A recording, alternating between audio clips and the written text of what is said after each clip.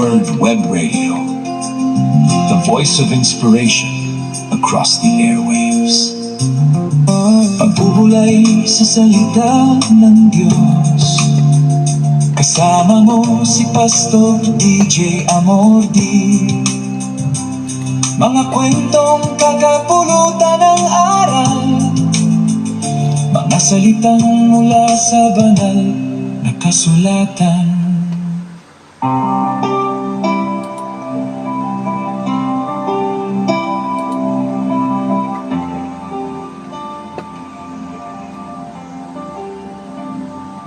Sa gitna ng ingay na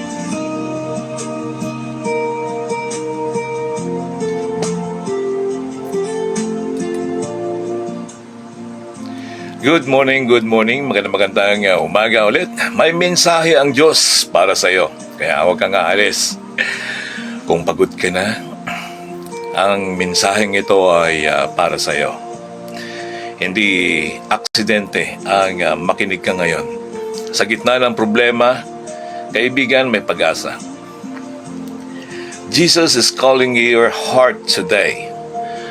Buhay mo man ay mabigat, may nararamdaman, ang salita ng Diyos ang siyang magpapalakas sa iyo ngayon.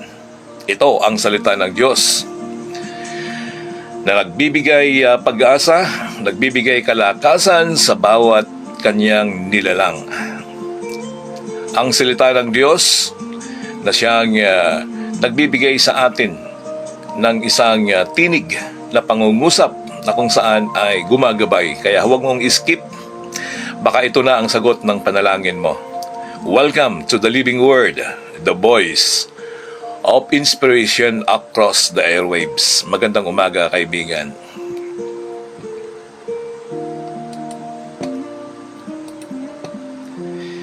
The Living Word Web Radio Episode 20. Ang karunungan at kabutihan ng Diyos sa kanyang mga nilalang.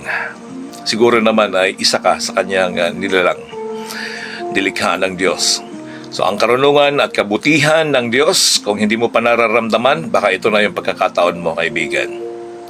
Ang teksto po na ating pagbabasihan ay sa Psalm 104 verse 24 to 34.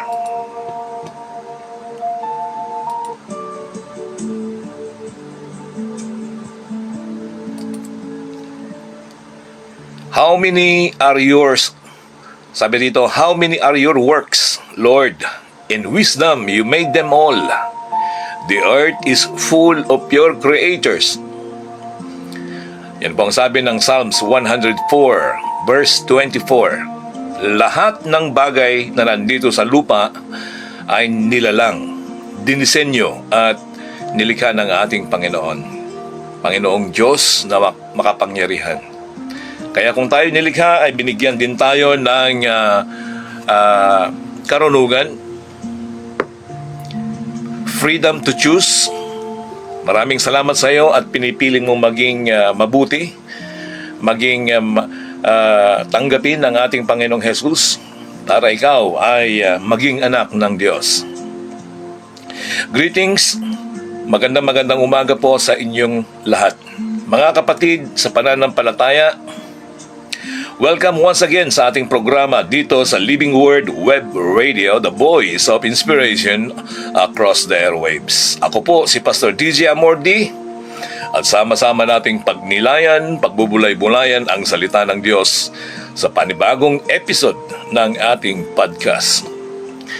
Sa gitna ng ating pagod, nakatawan, problema, at mga katanungan sa buhay, nais ipaalala ng Panginoon na siya ang dakilang manlilikha at tagapag-ingat ng buong mga Kristiyano na mag-ingat sa lahat ng mga nilikha.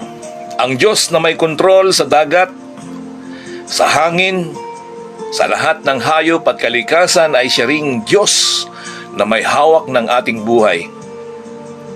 Kaya ihanda po natin ang ating mga puso habang pinapakinggan natin ang mensahe ng Panginoon mula sa Psalms 104 verse 24 to 34. Babasahin ko po ang mga ibang talata, selected verses. How many are your works, Lord? In wisdom you made them all. The earth is full of your creators. 104 verse 24. Sa 104 verse 30, when you send your spirit, they are created and renew the face of the ground. May my meditation be pleasing to Him as I rejoice in the Lord. Pagpalain ang salita ng Diyos. Tayo po ay sumaglit na manalangin. Ama naming nasa langit, maraming salamat po sa iyo. Sa panibagong araw, dakilang Diyos, samahan mo kami ulit sa aming pag-aaral ng iyong salita, magsisilbing kalakasan, pagkain ng aming espiritu. Maraming salamat sa mga biyaya na natanggap namin, Panginoon. Maraming salamat sa hangin na kung saan ay nilalanghap natin araw-araw. Nilalanghap namin, Panginoon, ang napakayaman na oxygen sa liwanag ng araw, sa liwanag ng buwan, sa pagkain at sa buhay na nagmumula lamang sa iyo. Habang kami po ay nakikinig ng iyong salita, buksan mo po ang aming puso at kaisipan. Turuan mo kaming turuan mo kaming makita ang iyong kapangyarihan at kabutihan sa paligid namin. Maraming salamat, O Diyos. Ikaw ang may hawak ng lahat. Ikaw ang may kontrol lahat. Ang aming mga problema, ang aming mga kabigatan, Panginoon, ay inilalagak namin sa iyo. Sapagkat ito ay iyong binanggit at pinangako, Panginoon, na kami ay bibigyan ng kapahingahan kung kami ay lalapit sa iyo. Kaya ang bawat isa na nakikinig ngayon, Panginoon, sa kabilang screen, pagpalain mo po siya. Ang mensahe mong ito ay tumimo sa kanilang mga puso at isipan, Panginoon, na magsisilbing kagaanan sa kanila, gaano man kabigat ang kanilang dinaranas sa mga oras na ito at sa mga susunod pang mga oras at mga araw. Dakila ka, O Diyos. Nawa, Panginoon, ang programang ito ay magkapagbigay muli ng inspirasyon sa iyong mga anak. Sa pangalan ni Jesus, di amin dalangin. Amen. Mga minamahal na kapatid, ang Psalms 104 ay isang napakagandang awit ng papuri tungkol sa kapangyarihan at katarungan ng Diyos bilang manlilikha. Ang may akda nito, bagamat hindi direktang binanggit sa kabanata, karamihan sa mga Bible scholars ay naniniwalang si Haring David ang sumulat ng awit na ito. Kilala si David bilang isang manunugtog or isang musician, mangaawit, at lalaking may pusong sumasamba sa Diyos. Sa Psalms 104, makikita natin kung paano pinupuri ng salmista ang Diyos dahil sa kagandahan ng kalikasan at kung paano niya inaalagaan ang lahat ng mga kanyang nilalang. Hindi lamang ito awit tungkol ito sa kalikasan. Ito ay paalala na ang Diyos ay buhay, makapangyarihan at kumikilos hanggang ngayon. Number 1 na isang points na ating tatalakayin or pagbulay-bulayan ay kadakilaan ng Diyos na siyang manlilikha. Ang sabi sa verse 24, and wisdom you made them all. Ang lahat ng bagay po dito sa mundo ay hindi aksidente. May disenyo po. May layunin at katarungan ang Diyos sa bawat nilikha niya. Kapag tinitingnan natin ang mga bundok, karagatan, mga puno, ibon, at maging ang ating sarili, makikita po natin ang kamay ng Diyos. Kapag may nakita tayong magandang bahay, di ba? Pag nag-i-strolling ka dyan, Alam natin na mayroong isang designer o isang architect na gumawa nito. Hindi natin sasabihin bigla na lang itong parang kabuti na lumitaw. Meron pong gumawa niyan. Ganon din ang mundo. Ganon din ang ating universe. Ang magandang disenyo ng kalikasan ay patunay na may dakilang designer, at yun ay ang ating makapangyarihang Diyos. Ang katotohanan, kung kayang pamahalaan ng Diyos ang buong universe, kaya rin niyang ayusin ang buhay mo. Kaya rin niyang ayusin ang buhay natin. Pangalawang puntos sa ating pagbubulay-bulay, ang Diyos ay tagapagbigay ng buhay at pangangailangan. He is our great provider. Ayon sa verse 27, these all look to you to give them their food. Ang sabi diyan sa verse 27, lahat ng nilalang ay umaasa sa Diyos. Sino sila? Ang ibon ay may pagkain. Ang mga isda ay may dagat. Ang tao ay may biyaya mula sa Panginoon. Hindi mo ba nakikita? Hindi mo kaya nalalaman kung mawala kaya ang hangin? Di ba?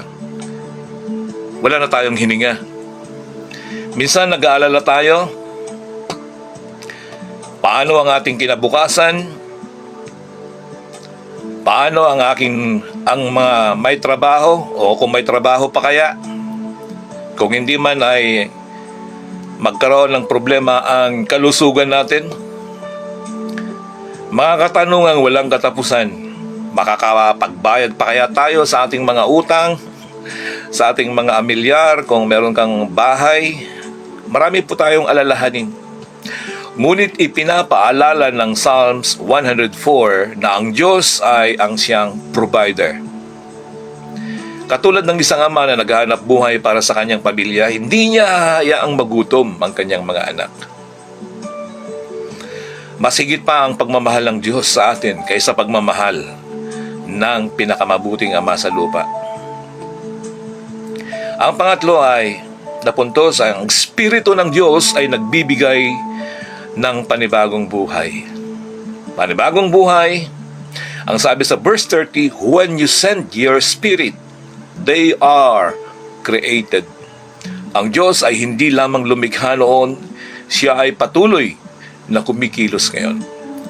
Kapag ang puso natin ay pagod na, sugatan, o nawawalan ng pag-asa, kaya niyang muling i-restore o buhayin muli ang Diyos at ibalik yung ating mga damdamin na sugatan, ang ating mga puso na tila bagang walang katapusang nararamdaman natin.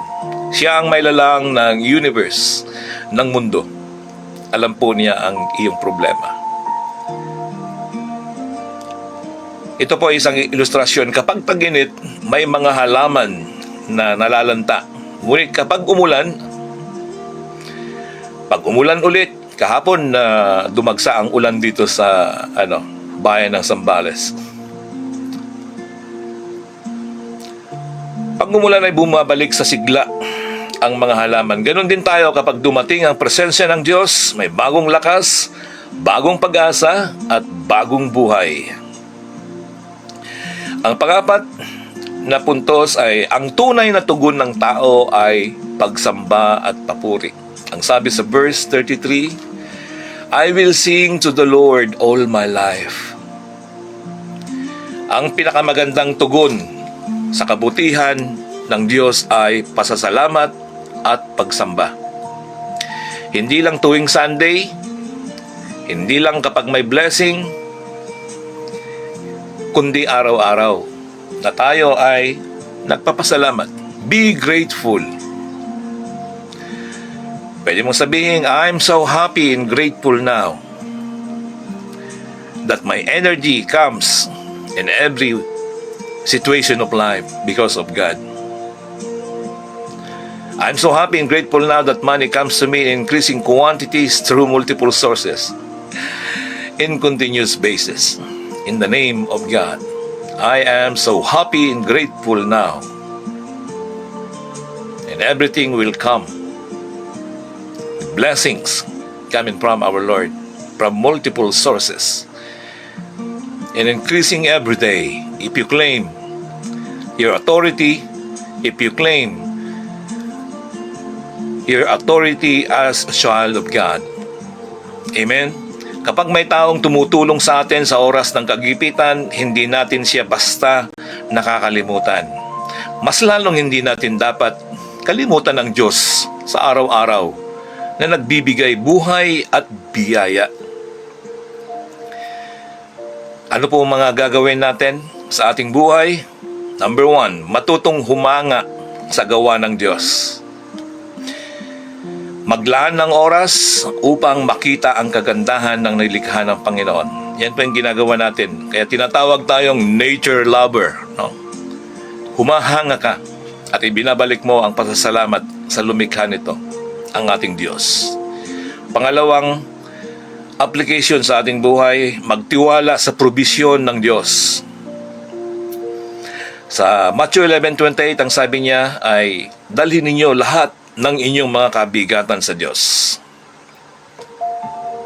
Amen. Kung pinapakain ng Diyos ang mga ibon, ay kailanman ay hindi tayo pababayaan. Number 3, hayaang i-renew ng Diyos ang iyong puso. Lumapit sa Kanya, manalangin at magbasa ng banal na kasulatan. Ang panghuli ay mamuhay na may pusong sumasamba. Ang tunay na Kristiyano ay may pusong mapagpasalamat. At bilang konklusyon, mga kapatid, sa Psalms 104 ay paalala ng Diyos na makapangyarihang malilikha, tapat na tagapagbigay or provider. Isa siyang buhay na Diyos at karapat dapat sambahin at magpakailanman. Sa gitna ng kaguluhan ng mundo ay may kapayapaan tayong matatagpuan kapag naalala natin ang Diyos pa rin. Ang Diyos pa rin ang may hawak ng lahat.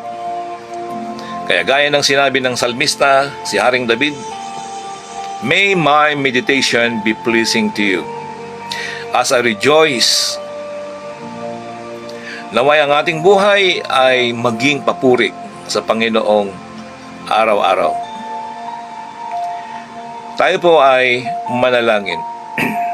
Panginoon naming Diyos, maraming salamat po sa inyong salita ngayong araw. Maraming salamat, Panginoon, sa kadakilaan mo na ikaw ang siyang lumikha sa amin. Salamat dahil ikaw ang aming lumikha, manlilikha, tagapag-ingat at tagapagbigay ng lahat ng aming pangangailangan. Dalangin namin ang aming bansang Pilipinas, ang aming mga leaders. Pagpalain mo ang aming mga pinuno, karunungan at takot sa Diyos naway sumakanila. Bigyan mo ang kapayapaan ng pagkakaisa ang aming bayan. At gayon din, Lord, dalangin ko, Panginoon, lahat ng mga magsasaka, farmers, na siyang nagpuproduce, mangingisda, sa mga nagtitinda, naglalako sa market. Lahat po, Panginoon, ng mga tinatawag na mga ibang mga kapuspalad, nilalapit ko sila, Lord, na sila po ay inyong pagpalain. Tulad ng ibon na hindi niyo po pinababayaan. Ikaw ang may pangako, nangako na na kami ay tutulungan.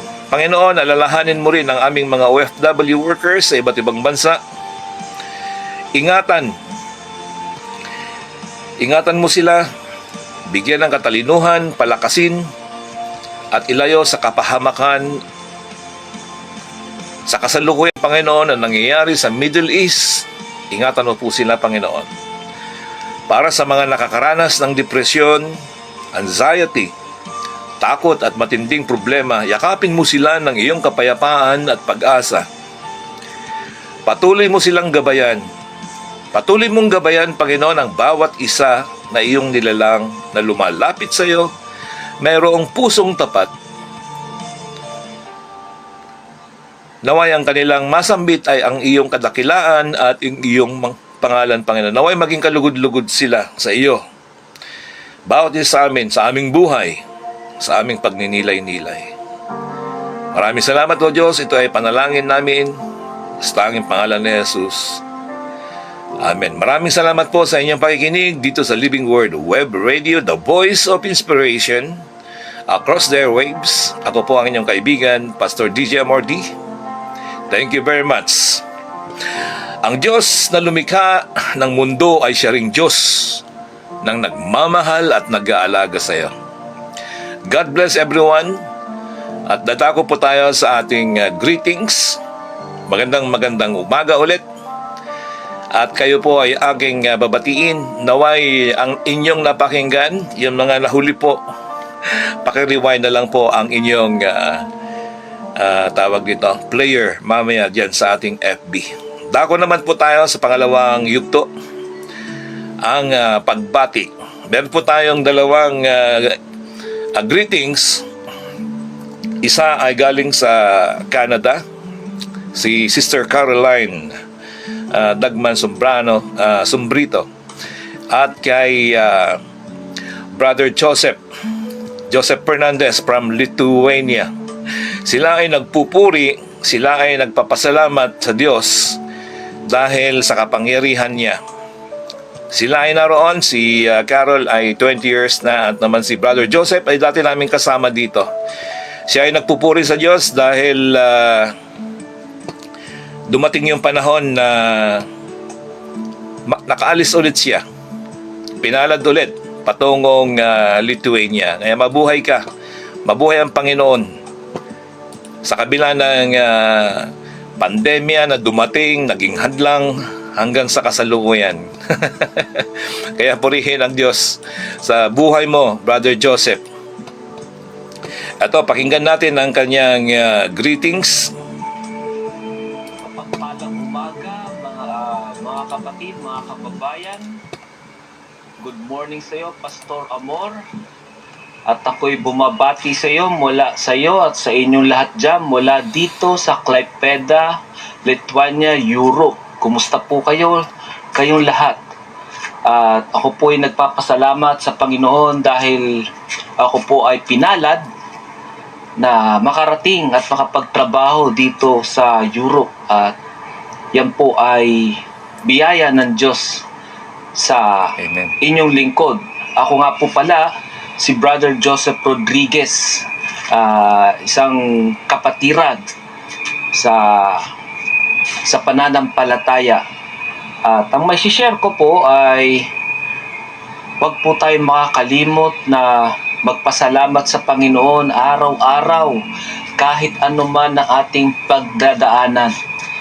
Napakabuti po ng Diyos at talagang hindi po siya nagkukulang at nagpapabaya sa kanyang mga pangako. Kaya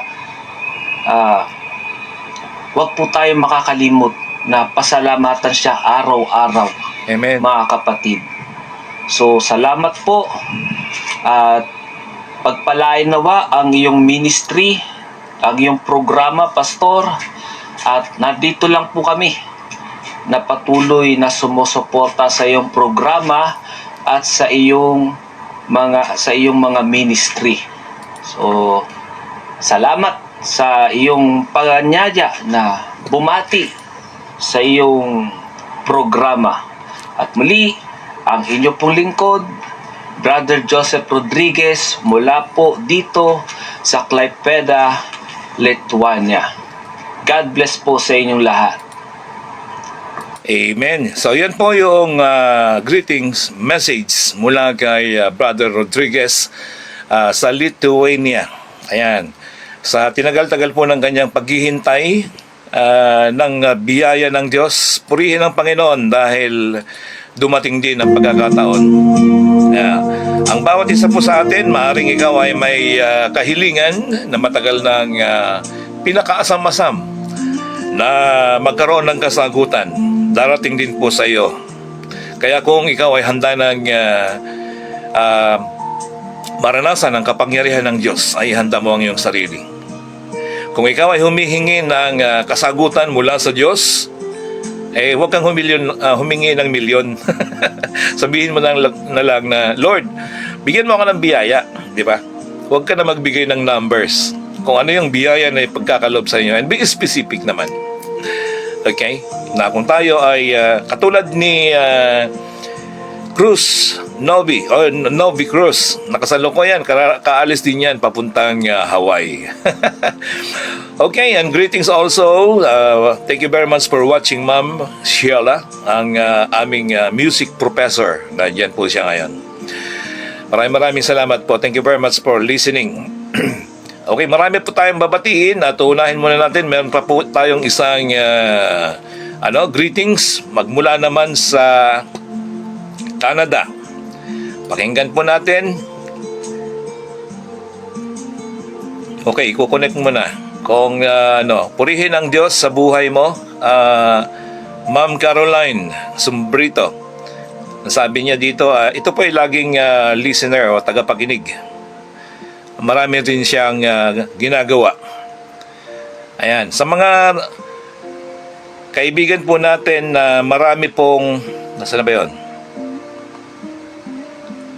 Ayun. Nawala na yata. Okay, sige. Habang hinihintay natin yung iba, greetings din kay Sir Rolando Fernandez dyan sa Dagupan City. Magandang umaga po dyan. At alam ko lagi ka namang nakikinig. Yan sa email. Okay, nasaan na ba yun? At ganoon din, greetings din. Balikan ko po ito mamaya. Nawala yung connection. Amen neng matutupad ang iyong kahilingan. God have mercy. Someday makakasama muna ang dalawa mong anak. Ayan. And of course, greetings kay Ching Blanquera. Alright, greetings din kay Maricar de Los Santos, kay Master de Los Santos, kay Bro Jess, and kay Ma'am Alma Abawag from Arizona, USA. Arizona o California? Nakakalimutan ko lagi. Anyway, gawa na ako ng listahan ng utang. Good morning, Pastor Cavalier. See you on June 7. Hopefully, na sana ay makarating din ako dyan sa alumni. Di ako makakonect sa Canada. Nasaan na ba yun? Siguro mamaya. Okay, and greetings din sa ating mga kaibigan kay Matet Eyas Bargamento from Davao City. Okay, maraming salamat po and thank you very much for tuning in kay Rowena Sombrito, George or si LB, Manuel Stabilio at kay Marcelino Pascua and of course kay Frankson Lasiste, kay Ate Remy Mina, kay legendary keyboardist Napoleon Enosilas at sa legendary guitarist si Emil Kabigting at ang kanyang may bahay si Lilian. Mga dati kong kasamang banda sa Dubai noong mga dekada na rin nakaraan. And of course, hello kay Vivian Lardizabal Dimenio. Thank you very much for always sharing. Kay Ma'am Sherlyn Kapulong Australia, ang sabi niya ay nagpapasalamat siya sa Diyos dahil sa mga devotion at prayer natin nagkaroon na ng kasagutan, maaring physical, mental or spiritual. Marami pong kasagutan ng Panginoon sa atin. And Lilia Bribon Romaldo, maraming salamat din classmate. Bots Mina, at kay Ma'am Professor Maria Cecilia Buneo Dumlao ng Olongapo City. At ito laging minsan ay hindi nakakaabot siya ng live, kaya record na lang. Si Tess Sadang Francisco. And of course kay Josepina Presto, Zulweta Gramata, kay Buddy Joey Honrado, J. Manuel Fernandez. Of course, si Kuyang BGO, kung tawagin namin. At ang aming regional director, si Karen L. Tayag ng Pampanga. Yan po yung DX3 Latitude. And of course, saying hello kay classmate Lukring Lumibaw. At kay vlogger na isa, si Wendar Ekla. And of course, saying hello kay Joel Lopez, Sir Ronnie Pajardo, Alejandro Dupra, mula sa Santa Fe, San Marcelino. At of course, saying hello kay Ma'am Nida ng Manaring. Aking classmate yan, Nida Clarion, dati. And of course, kay Robert Ibuenga, dyan sa Dasul, Pangasinan. Ang aking buddy-buddy din nung araw. Maricar, si Glenn Hipulito ng Dubai. Ayan. Ingat-ingat lagi dyan. And of course, kay Jess Divina, dyan sa Corpacan. At maraming salamat sa iyong tulong kay Direk Raymond Salas.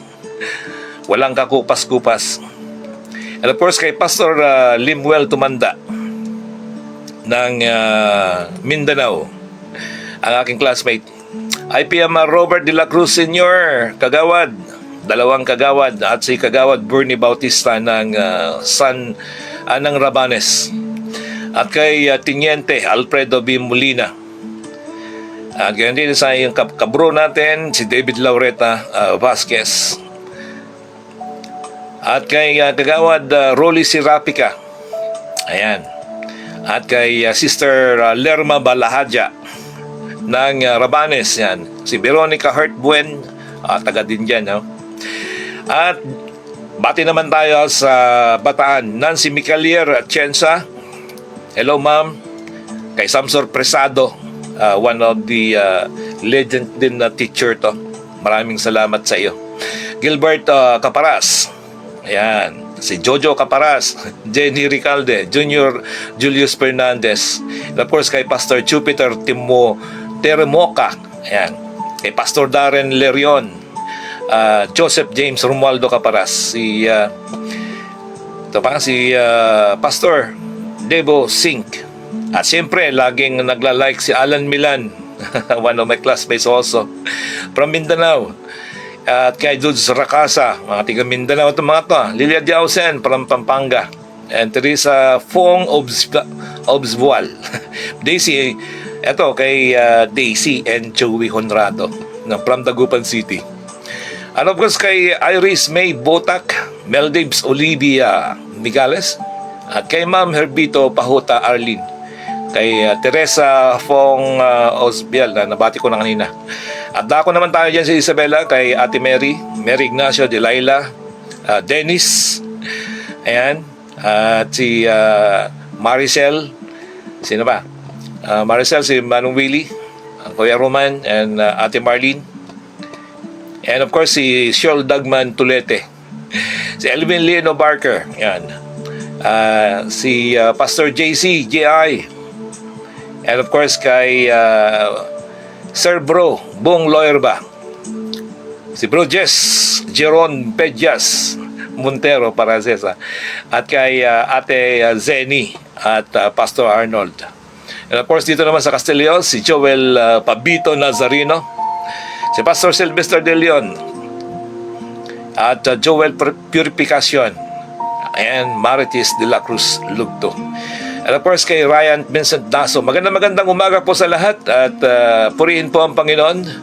Muli po tayong nagkasama-sama. Try ko ulit kumonek. Pero wala. Ito pa. At greetings kay Ma'am sino pa ito? Nabati ko na. Ayan. Nawala yung sige, siguro bukas na lang. Kung meron pa naman tayong pagkakataon. Alright, and kay Sir Jaime Rodriguez. Magandang oras po sa inyo. Sa lahat mang sulok, saan mang dako ng mundo kayo naroon, purihin ang Diyos dahil nakakasama-sama tayo sa ere. You are listening to live broadcast dito po sa Living Word Radio, the voice of inspiration across the airwaves. Ayan, nandyan na. Okay, kay classmate na Nida Clarion, kababati ko lang sa iyo. Pastor, sabi ni Caroline, favor, may request po si Ma'am Matet Iya. Bergamento, pa-shout out daw po si Pastor. Shout daw, Pastor. Yung dalawa niyang anak na nasa Bulinaw, Pangasinan. Yan, greetings mula kay Matet Iya Bargamento. Para sa kanyang dalawang anak na nasa Bulinaw, Pangasinan. Okay, binabati ka ng mainit na pagbati mula sa iyong minamahal na nanay. Okay, sa mga sumusunod na kabanata, abangan po natin. Of course, magkakasama ulit tayo hanggang bukas, so marami pang pagkakataon. Muli, narito ang inyong kaibigan, DJ Amordi, ang iyong lingkod sa Himpapawid. Nawala na si Caroline. Nawala na yung ano. Siguro paki-forward mo na lang, Caroline. Yung ano, hindi ko na makita eh. Otherwise, pwedeng i-record na lang.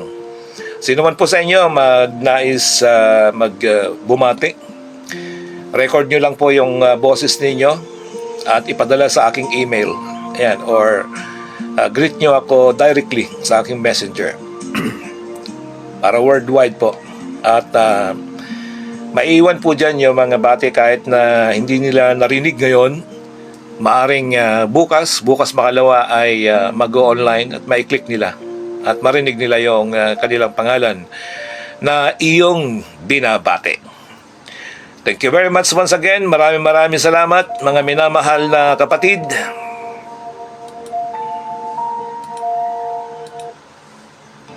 You're listening to Living Word Web Radio. Web Radio, the voice of inspiration across the airwaves. Pagbubulay sa salita ng Diyos. Thank you very much. Magandang umaga po sa lahat muli.